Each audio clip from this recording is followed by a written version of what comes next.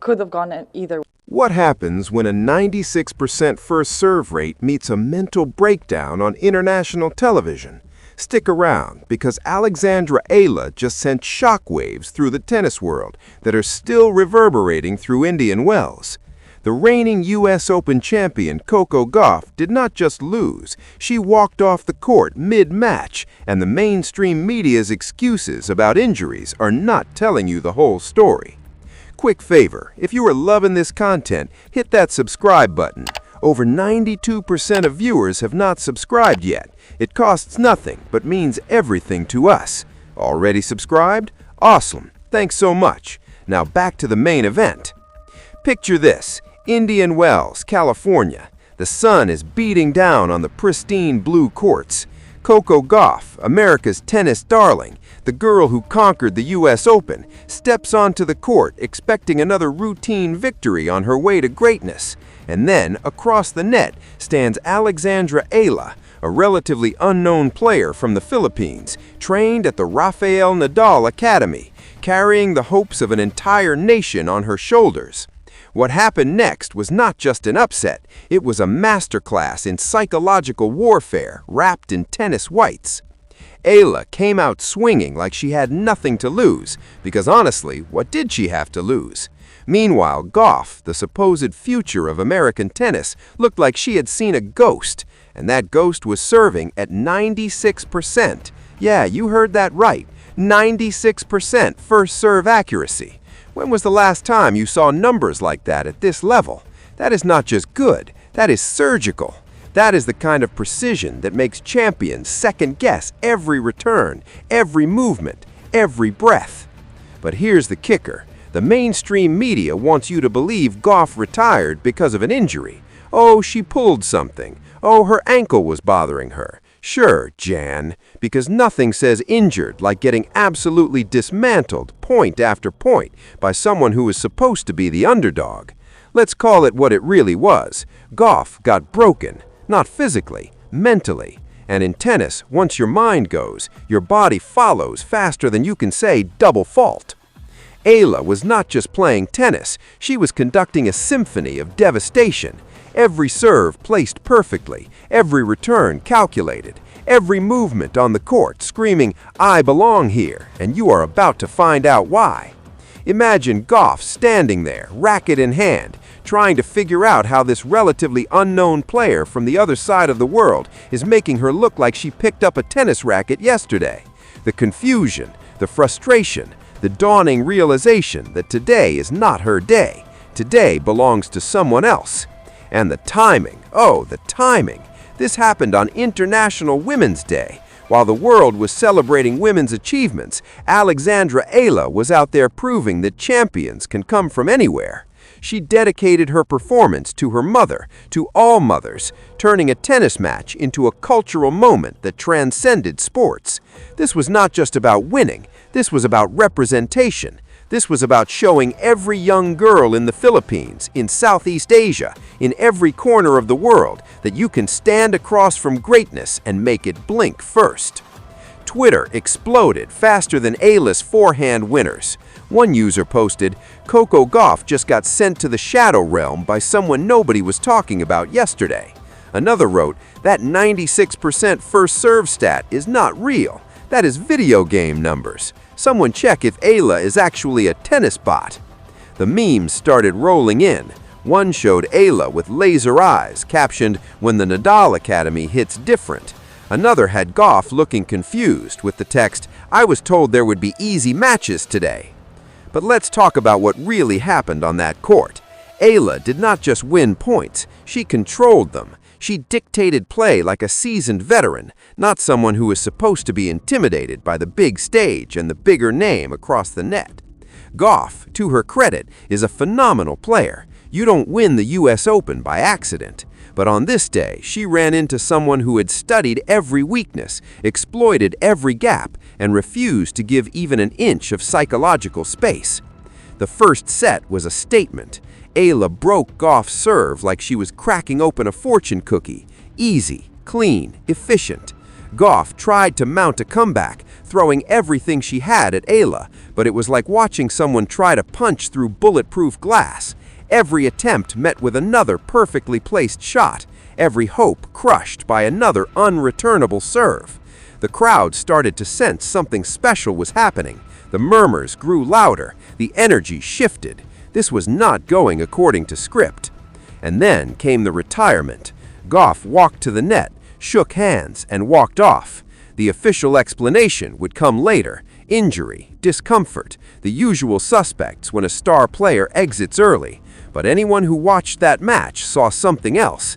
They saw a player who had been psychologically dismantled, taken apart piece by piece by someone who refused to be intimidated by reputation or ranking.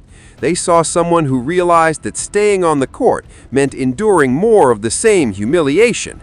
And sometimes the merciful thing is to just say, "Not today." Now, before the Gauff fans come after me, let's be clear. Coco Gauff is an incredible talent. She has achieved more at her age than most players dream of in a lifetime.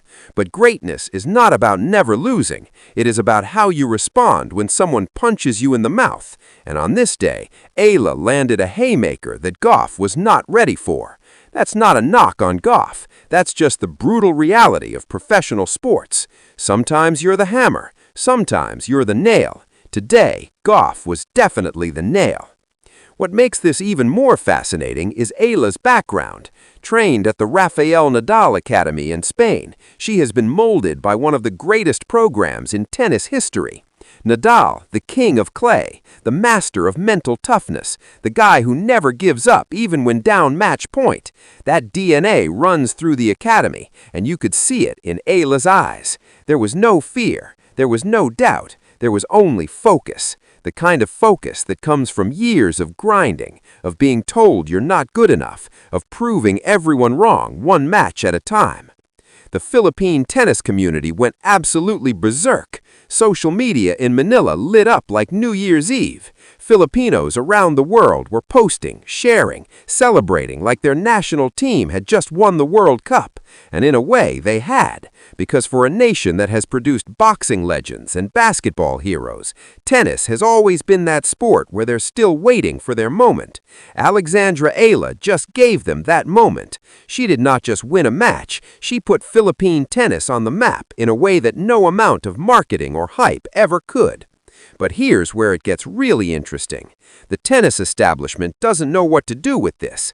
Eala is not part of the usual narrative. She is not American. She is not European. She is not from one of the traditional tennis powerhouses. She is from a country better known for other sports, and she just embarrassed one of the biggest stars in the game. That doesn't fit neatly into the story they want to tell. They want rising stars to come from the academies they recognize, the countries they market to, the demographics that sell tickets and streaming subscriptions. So watch how this gets covered. Watch how the narrative shifts to Gauff's injury rather than Eala's dominance. Watch how the headlines focus on what went wrong with Gauff instead of what went right with Eala. It's the same old story. When an underdog wins, the establishment finds a way to make it about the favorite's failure rather than the underdog's triumph. But the people who watched that match know the truth. They saw dominance. They saw precision. They saw a player who belonged on that court and proved it with every shot. And let's not forget the numbers. A 96% first serve percentage is not luck. That is not an accident. That is the result of hours, days, months, years of practice. That is muscle memory so ingrained that even the pressure of the biggest match of your life cannot shake it. That is what separates the players who dream from the players who do. Eala did not just show up and hope for the best. She showed up prepared to execute at the highest level. And when the moment came, she delivered. Gauff will recover from this. Champions always do.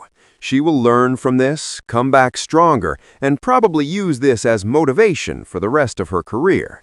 But she will also never forget the day a player from the Philippines made her look ordinary.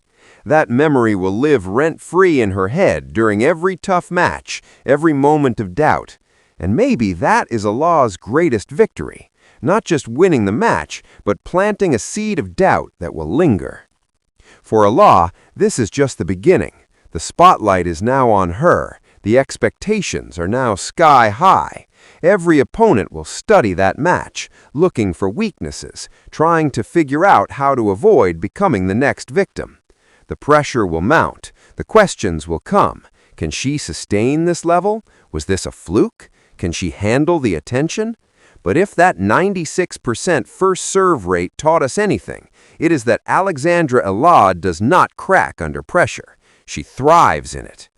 This match will be remembered as a turning point, the moment when the tennis world realized that greatness can come from anywhere. The moment when a young woman from the Philippines stood across from a Grand Slam champion and said, "Not today." The moment when mental toughness, precision, and preparation trumped reputation and ranking. It was a lesson delivered on the blue courts of Indian Wells, but its impact will echo far beyond California. So while Coco Gauff heads back to the drawing board, licking her wounds and probably avoiding social media for a few days, Alexandra Eala is celebrating with her team, her family, and an entire nation that just found their new tennis hero. The match may have ended early, but the story is just beginning. Because in tennis, as in life, it is not about how many times you get knocked down, it is about whether you get back up. Gauff will get back up. She always does, but Eala just proved she can knock you down in the first place. And maybe that is the scariest part for the rest of the tour. If Alexandra Eala can do this to Coco Gauff on a random day in March, what else is she capable of? What happens when she is not the underdog anymore? What happens when she is the one with the target on her back?